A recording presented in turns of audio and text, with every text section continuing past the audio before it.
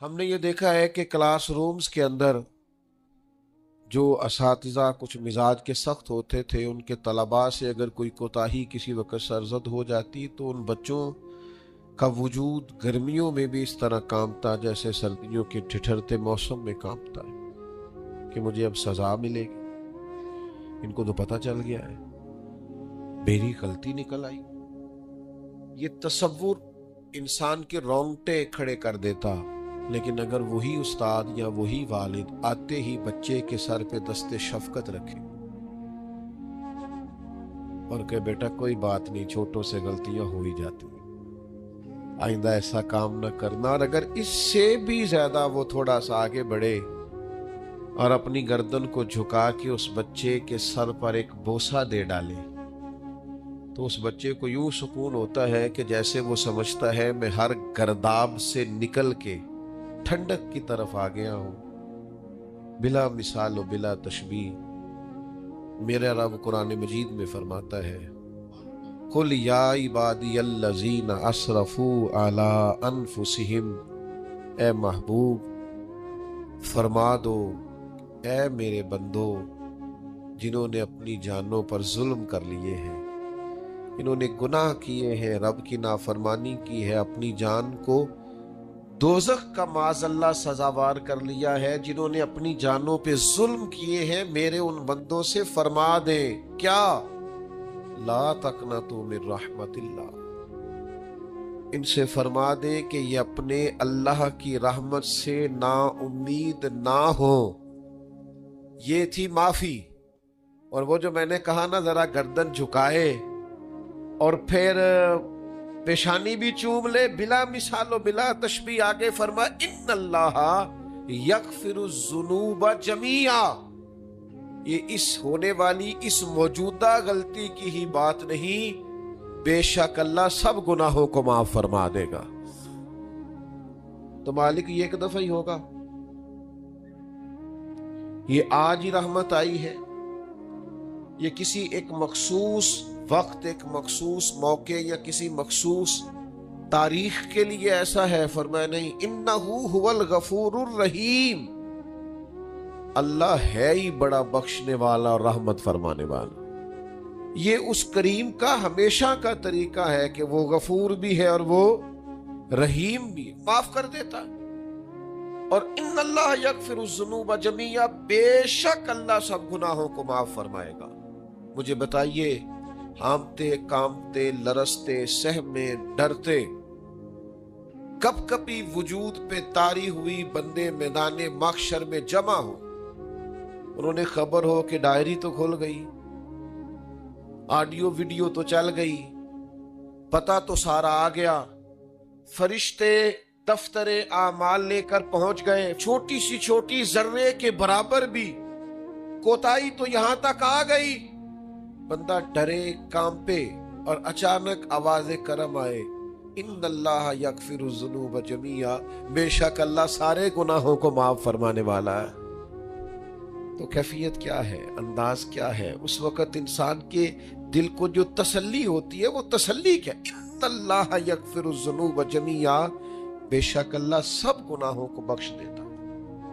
दोस्तों, शदीद बेसुकून, बेचैन, मुस्तरीब, उलझे ख्यालात, सख्त बीमार, सख्त कमजोर, माली मुश्किलात का शिकार लोग, जिस्मानी बीमारियों से लड़ने वाले लोग और रिश्तेदारों और अहबाब और इनकी बेवफाइयों का शिकवा करने वाले लोग, अगर इन सारी तकलीफों से निकलना चाहे तो हाल एक ही है, इधर उधर ना देखें, अपने रब की रहमत की तरफ देखें, अपने करीम मालिक के करम पर तवज्जो करें और ये जहन बनाए को कितना भी बीमार हो, जब रब शिफा देना चाहे कोई कितना। और फिर हुजूर ने एक बात इरशाद की, कुछ बातें ऐसी हैं जिनको बयान करते हुए ना गहराइयां सारी खत्म हो जाती हैं कि इससे ज्यादा गहरी बात क्या हो सकती, रानाइयां और रंग सारे मान पड़ जाते हैं कि अब इसमें जलवे और कितने भरे जा सकते थे। सारी इंसान की सोचें और वुसअतें अचानक सिमटने लगती है कि यार इतनी बड़ी बात, ये जरा अंदाज देखिए हुजूर का बयान करने का। नबी पाक अलैहिस्सलाम फरमाते हैं, जब क़यामत वाले दिन अल्लाह ان لوگوں کو اجر عطا کرے گا نا جن پر دنیا میں مشکلات آتی رہی. تو فرمایا وہ لوگ سوچیں گے کہ یہ تو مشکلات تھوڑی تھی، کاش کبھی زیادہ آ جاتی نا، کاش ہمارے وجود کینچیوں سے کاٹ دیے جاتے. وہ لوگ سوچیں گے، اور وہ بھی سوچیں گے جن پر مشکلات نہیں آئی تھی کہ کاش کبھی ہم بھی اس چکی سے پس کے آتے نا. اس سے زیادہ بھی کوئی اجر ہو سکتا ہے کہ رب کہتا ہے ان اللہ مع الصابرین، جو مصیبت پہ صبر کر دے اللہ اس کے ساتھ ہے. معیت الہی اس شخص کو نصیب ہو رہی. رحمت خداوندی سے کبھی نظر نہ ہٹائیں. آتی رہتی ہیں مشکلات، آتے رہتے ہیں دکھ، ہو جاتی ہیں غلطیاں، کمزور ہے انسان، کر بیٹھتا ہے گناہ بھی. لیکن ایک گناہ میرا ماں پیو ویکھے، ایک گناہ میرا ماں پیو ویکھے تے دیوے دیس نکالا، تے لکھ گناہ میرا مولا ویکھے تے پردے پاون والا. ڈھال دیتا ہے رحمت کا پردہ، کرم ہو جاتا ہے. رحمت الہی سے کبھی توجہ نہ ہٹے. اپنے دل کو ٹھنڈا رکھنے کے لیے، طبیعت کو سکون میں رکھنے کے لیے رحمت. حضور علیہ السلام فرماتے بندے سے غلطی ہو جاتی ہے، پھر وہ اللہ کی بارگاہ میں توبہ کرتا ہے تو رب فرشتوں سے فرماتا ہے میرے بندے کو پتا ہے کہ میرے علاوہ معاف کرنے والا کوئی. تو دیکھو نا وہ آ گیا ہے. تو فرشتے اپنے مالک کی بات کی طرف متوجہ ہوتے ہیں تو رب فرماتا ہے گواہ ہو جاؤ میں نے اسے معاف کر دیا ہے. حضور فرماتے ہیں اس بندے سے پھر غلطی ہو جاتی، وہ پھر عرض کرتا ہے مالک بھول گیا تھا، غلطی ہو گئی، خطا ہو گئی، گناہ ہو گیا. تو اللہ فرماتا دیکھا نا میرے بندے کو پتا ہے میرے سوا معاف کرنے والا کوئی نہیں، تو جاؤ گواہ ہو جاؤ میں نے معاف کر دیا. حضور فرماتے تیسری بار پھر غلطی ہو جاتی، یہ پھر آ جاتا ہے. تسی تے میں دسو ہاں جڑا 3 واری آوے او دا علاج کی ہے؟ اسی کہنے ہیں تو باز آنا، کہنے ہیں کہ نہیں تو نے ٹھیک ہونا، تو نہیں ٹھیک ہو سکتا، تو نے نہیں باز آنا، تیرا علاج اب جا دوڑ جا، تیرا کوئی حل نہیں. حضور فرماتے ہیں 6 بار آ گیا، تیسری بار آ کے کہتا اللہ معاف کر دے، تو اللہ کہتا پتہ نا میرے بندے کو میرے علاوہ معاف کرنے والا کوئی نہیں، گواہ ہو جاؤ میں نے اسے معاف کر دیا. گویا وہ جب جب آتا رہتا ہے رب تب تب اسے معاف فرماتا رہتا. رحمت داد دریا الہی، یہ درویشوں نے جو باتیں کی ہیں بڑی سوچ سمجھ کے کی. رحمت داد دریا الہی ہر دم، رحمت دا دریا الہی ہر دم وگدا ہے. میں نے اگلا شعر نہیں پڑھنا، اتنا ہی میں ایک مصرے میں بات کرنی ہے صرف. رحمت دا دریا الہی، اگلا مصرع نہیں کہنا. اس کا معنی کیا ہے سمجھو. درویش کہتے ہیں ایسا نہیں ہوتا کہ کبھی کبھی رحمت ملتی ہے، ہر دم وگدا ہے تیرا.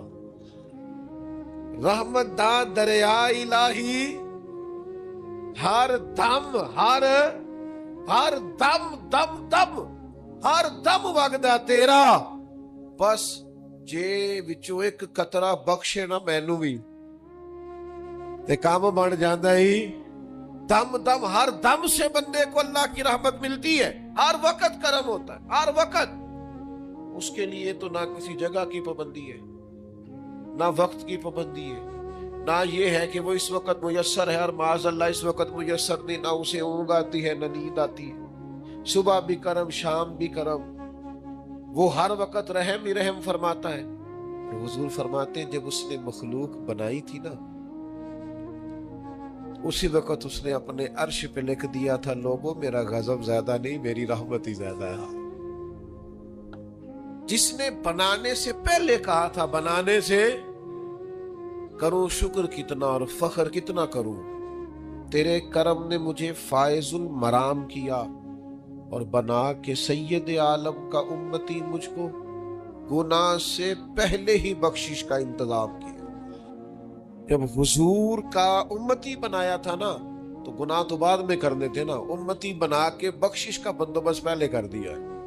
بخشش کا بندوبست میں زیادہ نہیں کھول سکتا اس بات کو، غلطی بعد میں ہونی ہے، بخشش کا بندوبست پہلے۔ اور حضور فرماتے رب نے مخلوق بنائی تو یہ لکھ دیا کہ لوگوں یاد رکھنا غضب زیادہ نہیں ہے، رحمت ہی تمہیں کرم ہی زیادہ ملے گا۔ اچھا حضور نہ کئی طریقوں سے اس رحمت کو بیان کرتے، کئی زاویوں سے، کئی مختلف انداز سے اللہ کے کرم کو لوگوں کے سامنے اجاگر کرتے۔ حضور علیہ الصلوۃ والسلام کے سامنے نا ایک جنگ کا موقع تھا تو ایک عورت کا بچہ گم ہو گیا۔ یہ نا ساری گھنٹیاں بچ جاتی ہیں اگر کوئی بچہ گم ہو جائے، جتنی گھنٹیاں ہوتی ہیں نا، دل کی بھی، روح کی بھی، کانوں کی بھی، ساری گھنٹیاں ہی، مطلب آپ فوری طور پر جو لٹک جاتے ہیں نا زمین آسمان کے بیچ کے، بچہ بڑی دیر سے بیل ہی نہیں رہا، وہ جو ایک وقت ہوتا ہے نا وہ پل صراط پہ گزرتا ہے۔ یہ آسان ڈاکٹر کہہ دینا رپورٹ کرا لو مجھے فلانے سخت موذی مرض کا ڈر ہے، تو وہ رپورٹ کرانے کے بعد جو اس کے نتیجے کا انتظار ہوتا ہے نا، وہ جو کرب ہوتا ہے وہ خطرناک ہوتا ہے۔ اب بات کو سمجھیں، انسان کو محسوس ہو کہ میرے جگر کا پارا، میرا ٹکڑا، میرا بیٹا مل نہیں رہا، تو کیفیات کا رنگ اور ہو جاتا ہے۔ یہ ایک وارفتگی ہے نا، بچے کے ساتھ پیار ہے۔ ایک جنگ کا موقع تھا، نبی کریم صلی اللہ تعالی علیہ وسلم تشریف فرما ہے، ایک عورت کا بچہ گم ہو گیا۔ وہ بڑی بے چین ہے، بڑی نڈھال ہے، بڑے کرب میں ہے، تڑپتی ہے، کبھی ادھر بھاگتی، کبھی ادھر بھاگتی، کبھی اس سے پوچھتی، کبھی اس سے سوال کرتی، تلاش رہی ہے اپنے بچے کو۔ تو یہ سارا منظر، یہ ساری تصویر لوگوں کی آنکھوں کے سامنے، تو اس کرب کو ہر شخص محسوس کر رہا تھا، اس کی کیفیت کو ہر آدمی اپنی آنکھوں سے دیکھ رہا تھا۔ اللہ کے حبیب علیہ الصلوۃ والسلام نے اس وقت جب لوہا پورا گرم ہو گیا، ذہن پورے تیار ہو گئے، تو محبوب نے ایک مسئلہ سمجھایا۔ حضور فرمانے لگے بتاؤ نا، اگر اس خاتون کو اس کا بچہ مل جائے، اتنی تڑپ رہی ہے، تو کیا اس بچے کو آگ میں ڈال دے گی؟ وہ کیفیت سارے دیکھ رہے تھے، مشکات میں حدیث موجود ہے۔ عرض کی یا رسول اللہ، سوال ہی نہیں پیدا ہوتا۔ اس کا جو درد ہے، اس کی جو تڑپ ہے، اس کی جو کیفیت ہے، وہ تو کچھ اور پتا دیتی ہے۔ تھوڑی دیر کے لیے بچھڑ گیا ہے تو اتنی تکلیف میں ہے، تو کجا یہ کہ وہ آگ میں جلا دے۔ جب ذہن یہاں تک تیار ہو گئے، لوگوں کا ذہن یہاں تک تیار ہو گیا، تو اب میرے کریم محبوب کی آنکھوں میں آنسو آئے۔ اب حضور نے رحمت الہی کا جھونکا لوگوں کو دیا۔ کریم فرمانے لگے جتنا یہ اپنے بچے سے پیار کرتی ہے نا، رب کریم اس سے بڑھ کر اپنے بندے سے محبت فرماتا۔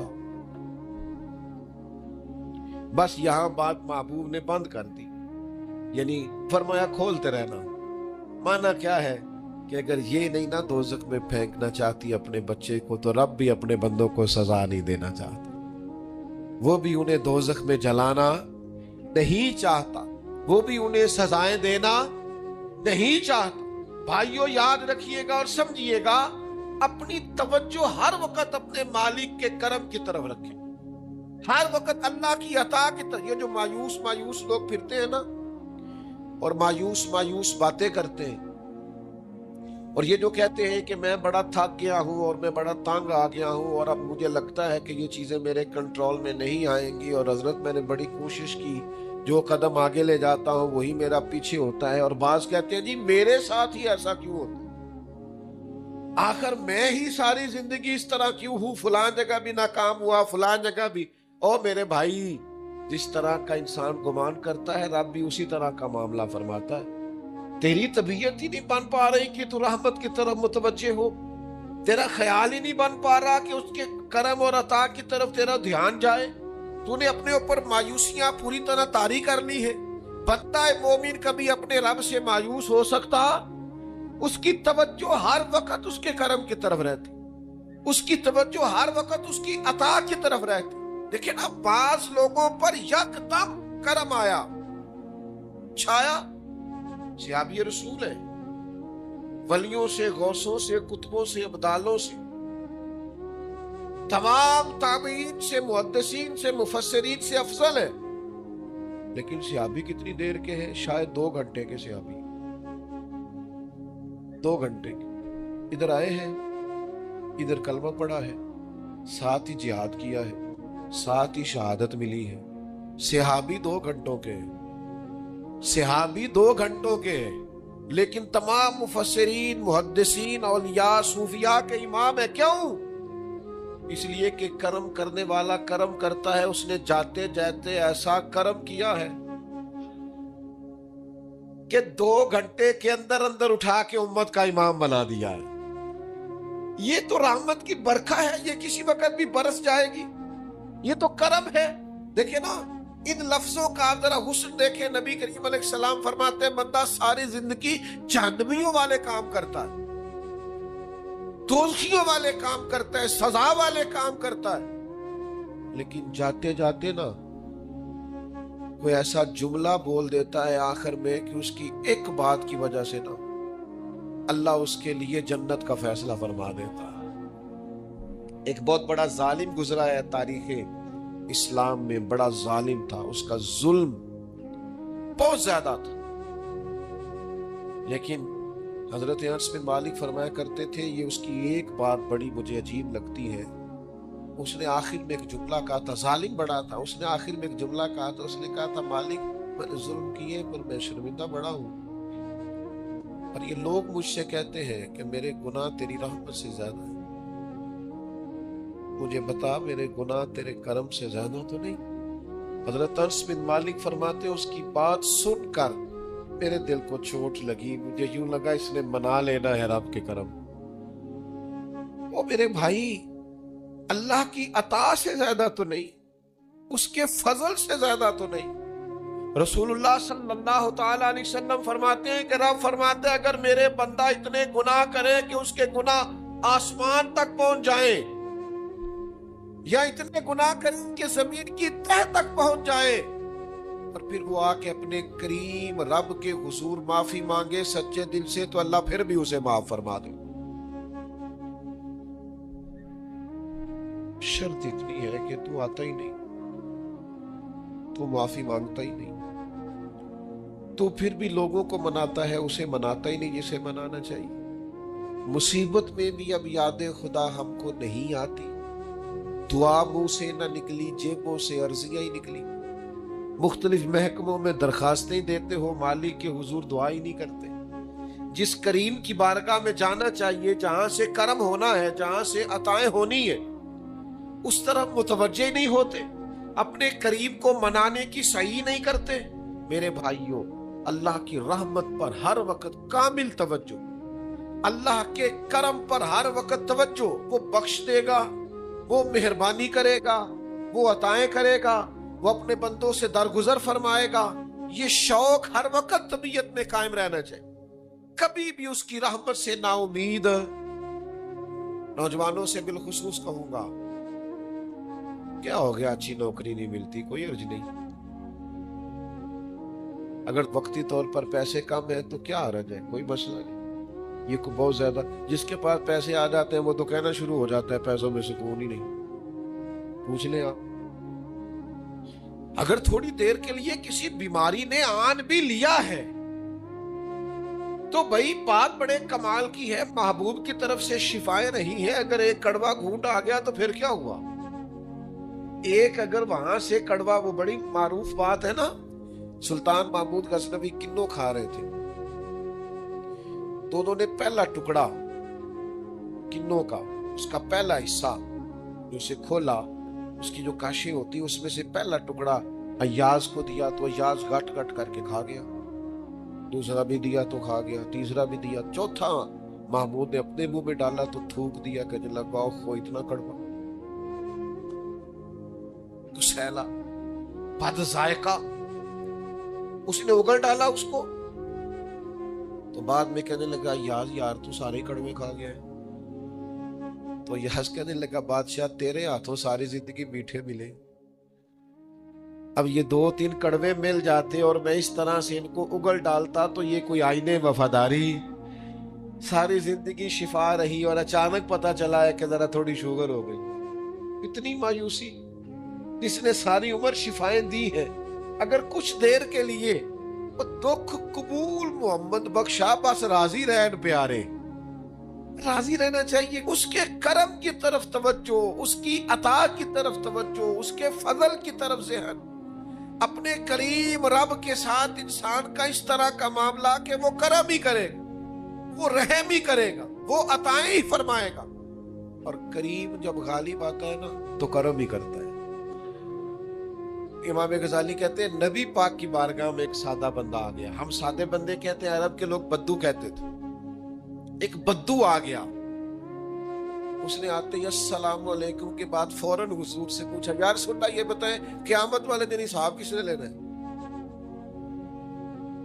سبحان، قربان جائے، انداز دیکھیے نا اپنی روایتی سادگی میں، قیامت میں حساب کس نے لینا ہے؟ تو نبی کریم نے فرمایا حساب اللہ نے لینا ہے، سادی سی بات۔ تو اس بندے نے نا اپنی چادر کو سمیٹا، کندھے پہ رکھی اور چلنے لگ گیا۔ تو حضور فرمانے لگے، کوئی تو نے سوال پوچھا ہے، کوئی تبصرہ بھی تو کرنا۔ ایک بندہ سوال کا جواب لیتا ہے، نکل جاتا ہے۔ کہنے لگا یا رسول اللہ آپ نے بتا تو دیا ہے کہ حساب اللہ نے لینا ہے۔ تو حضور فرمانے لگے پھر؟ تو کہنے لگا یا رسول اللہ کریم جب غالب آتا ہے تو کرم ہی کر دیا کرتا۔ اس کا ترجمہ اپنی زبان میں کروں، اپنی بولی میں کروں۔ وہ حضور کی بارگاہ میں عرض کرنے لگا یا رسول اللہ جے اللہ نے حساب لینا ہے پھر خیر ہے۔ کہنے لگا یا رسول اللہ کریم جب غالب آتا ہے تو کرم ہی کرتا ہے، قربان جاؤں حضور کی اس مقدس زبان پر، وہ دہن جس کی ہر بات وحی خدا۔ کریم بولے اور بول کے فرمانے لگے بندہ سادہ تھا، بات کتنی بڑی کر گیا، خدا کی رحمت کی طرف متوجہ کر گیا لوگوں کو، کیا بڑی بات بیان کر گیا۔ کریم جب غالب آتا ہے تو کرم ہی کرتا ہے۔ بہت سارے نشے لوگوں کو لگے ہوئے ہوتے ہیں، ہر آدمی کوئی نہ کوئی نشہ کرتا ہے، کوئی دولت کا کرتا ہے، کوئی شہرت کا کرتا ہے، کوئی اپنی تعریف کا نشہ کرتا ہے، دو چار لوگوں سے تعریف سن کے مطمئن ہو جاتا ہے۔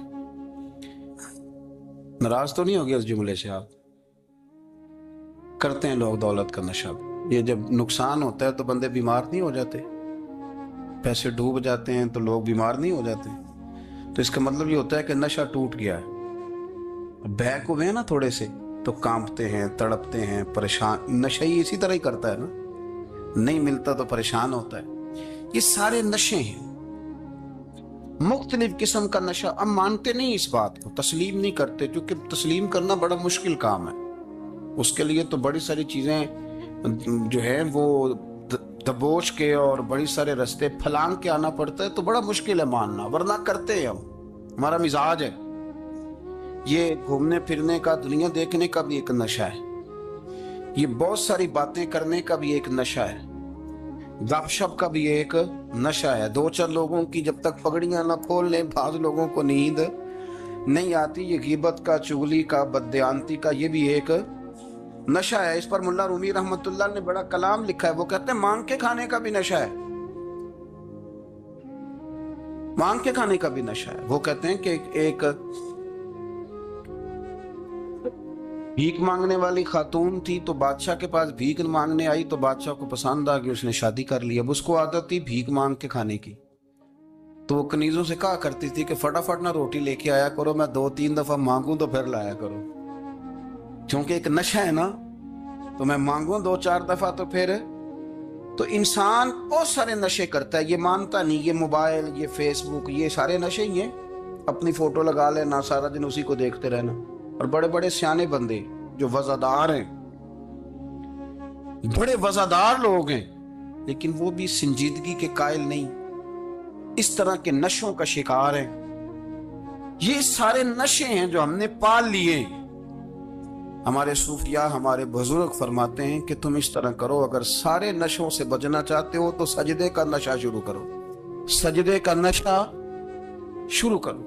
یہ نا اقبال کہتے ہیں عطار ہو، رومی ہو، رازی، آپ بات کو سمجھیں، عطار ہو، رومی ہو، رازی ہو، غزالی ہو، کچھ ہاتھ نہیں آتا بے آہ سحرگاہی۔ کہتے بہت بڑا صوفی ہو جیسے فرید الدین عطار تھے، بہت بڑا تصوف کا امام ہو جیسے امام غزالی تھے، بہت بڑا تفسیر کا استاد ہو جیسے امام رازی ہو، عطار ہو، رومی ہو، رازی ہو، غزالی ہو، پر کچھ ہاتھ نہیں آتا بے آہ سحر گاہی۔ اگر سویرے اٹھ کے روتا نہیں نا اللہ کی بارگاہ میں، اگر تہجد نہیں نہ پڑھتا تو کچھ ہاتھ نہیں آتا بے آہ سحر گاہی، پھر اس کو کوئی چیز نصیب۔ میری بات کی سمجھ آ رہی ہے آپ حضرات؟ جب تک آپ سویرے نہیں اٹھتے، آپ اللہ اللہ نہیں کرتے، آپ کو نوافل کا چسکا نہیں، عبادت کا مزہ نہیں، فرمایا میری عبادت کرو، یہ شوق پیدا کرو، میں نے تمہیں پیدا کیا ہے۔ ہم لوگوں کے نشے مختلف نشے، بڑا عجیب رنگ ہے۔ محفل کی صدارت کرنے والے بڑے پیر صاحب، بڑے القابات، بیچ میں سے بندہ تلاش کرنے سے بھی نہیں مل رہا، اتنے بڑے لقب ہیں اس کے، لیکن وہ ساج سنور کے 2.5 گھنٹے بیٹھا رہا محفل میں، اور نماز کا وقت آیا تو اس نے مختصر سی پڑھی، وہ نکل گیا، وہ ہلکے سے سجدے کی۔ اتنا بڑا عشق رسول نعت کا، ہو کیا بات ہے، اور عشق رسول کا بہت بڑا پیغام اور بہت بڑا مبلغ، اور بیچارہ سمجھ ہی نہیں سکا کہ اللہ کے رسول نے فرمایا تو نماز پڑھ میری آنکھیں ٹھنڈی ہو جائیں گی۔ تو یہ نشے کے عادی تو ہیں پر حقیقت کے قائل نہیں ہیں۔ یہ بس ٹھیک ہے، خوابوں کی دنیا میں لوگ زندہ ہیں، پر جن کو یہ جو نشہ تھا نا عبادت کا، یہ میرے رسول پاک کی چاہت ہے، یہ میرے نبی کریم علیہ السلام کی۔ آپ دیکھیں نا، حضور مہینوں جا کے غار حرا میں بیٹھتے تھے، کیا وہاں تبلیغ کرتے تھے؟ کوئی کتاب لکھتے تھے؟ رسول کریم علیہ السلام مہینہ رہتے غار حرا میں، کوئی نہ مجھے دیکھے، کوئی نہ مجھے ملے، حضور یہاں کیا ہے؟ فرمایا میں اپنے رب کی عبادت کروں گا۔ نبی کریم علیہ السلام نے سجدوں کے ساتھ پتھروں اور پہاڑوں کو آباد کر دیا، سجدوں کے ساتھ۔ آپ کا سجدہ آپ کو بہت ساری چیزوں سے چھڑا لیتا ہے، یہ بہت ساری جگہوں سے جھکنے سے بچا لیتا ہے۔ صوفیاء، اولیاء یہ کیا کرتے تھے؟ یہ سجدے کا ذوق ہی تو پیدا کرتے تھے، سجدے کا ذوق۔ شاہ عبدالعزیز دباغ رحمت اللہ تعالی علیہ اپنے مریدوں سے فرمایا کرتے تھے کہ اگر تم پکے نمازی بن جاؤ نا، تہجد گزار ہو جاؤ، تو میرے پاس آنا جانا چھوڑ دینا۔ عرض کی حضور کیوں؟ فرمایا میں تمہارے اور رب رسول کے راستے میں رکاوٹ نہیں بننا چاہتا، کہ میرا مقصود ہے تمہیں وہاں تک پہنچانا، جب پہنچ گئے تو پھر میری ضرورت ختم ہو گئی۔ ہاں کبھی وسوس آئے، شک پیدا ہو، تکلیف ہو تو آنا، ورنہ میں نہیں چاہتا کہ میں رکاوٹ بنا رہوں۔ تم اللہ اللہ کرو، اس مالک کو راضی کرو۔ میرے رسول پاک علیہ وسلم نے فرمایا بندہ اللہ کے سب سے قریب اس وقت ہوتا ہے جب وہ سجدے کی حالت میں ہوتا ہے۔ کس کے قریب ہوتا ہے؟ اللہ کے سب سے قریب ہوتا ہے، وہ بڑا نیڑے ہے رب کے، بڑا قریب ہے، اس لیے کہ وہ حالت سجدہ میں، وہ جب سجدے کرتا ہے نا اس کی بارگاہ میں جب جھک جاتا ہے۔ آپ ذرا سجدے کی کیفیت دیکھیں نا، زبان بھی یہاں ہے، آنکھ بھی یہاں ہے، کان بھی، عقل بھی ساری، اس نے سارا کچھ رکھ دیا سجدے۔